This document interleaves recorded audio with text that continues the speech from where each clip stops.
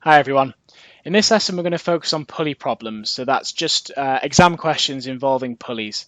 We're going to use the equation of motion, which is also called Newton's second law, quite a lot in this topic, so I'm hoping you've mastered that and had a look at the first lesson in this topic of forces to make sure you're happy with Newton's second law. If not, probably worth having a look at that now because it's just used in pretty much every single example in this lesson. This is what we're going to cover.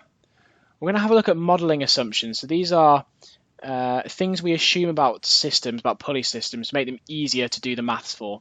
They may not be actually true, but they just have to be somewhere near true to make it easy for us to analyse the system without doing any really, really hard maths which would require a computer. We can just do it with pen and paper and a calculator. We're going to look at the equation of motion, which is called Newton's second law. We're going to analyse some pulley systems. We're going to talk about how we deal with a string or cable that's been cut or it's gone slack. There's no tension in the cable then, which means it accelerates at a different rate. And as always, we'll finish off with a practice question. So, our modelling assumptions, what are they about?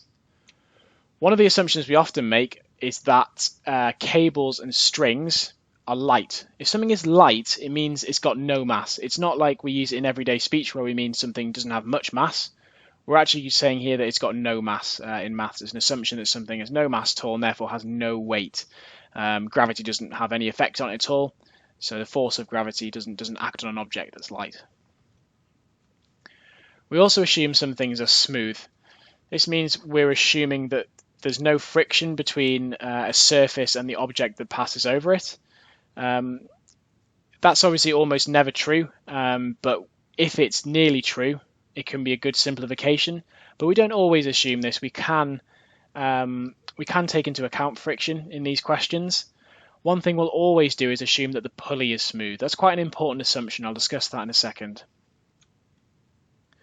And assuming something's a particle, it means that it's got no dimensions at all. It's got basically no size.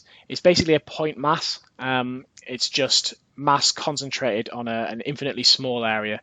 It's just a way of simplifying the kind of dynamics of the problem. For instance, no air resistance is going to act on a particle because it's got no size at all for the air to interact with. So here's a simple schematic of a pulley system. Let's have a look how these assumptions affect us. Well, strings and cables, we almost always assume they're light. Now, obviously they actually do have mass in real life, but what we're really saying is that they have negligible mass compared to the objects. Okay, it just means their mass is so small compared to the objects they're connected to that we don't even need to bother considering them. If the mass of the cable is 100 grams and the objects weigh 20 kilograms, taking them into account is going to make no difference. It's a 1% error. We're always going to assume pulleys are smooth, and the main reason for that is that the tension in the cable here and here, we're going to assume they are the same. Okay, it makes solving the equations much easier.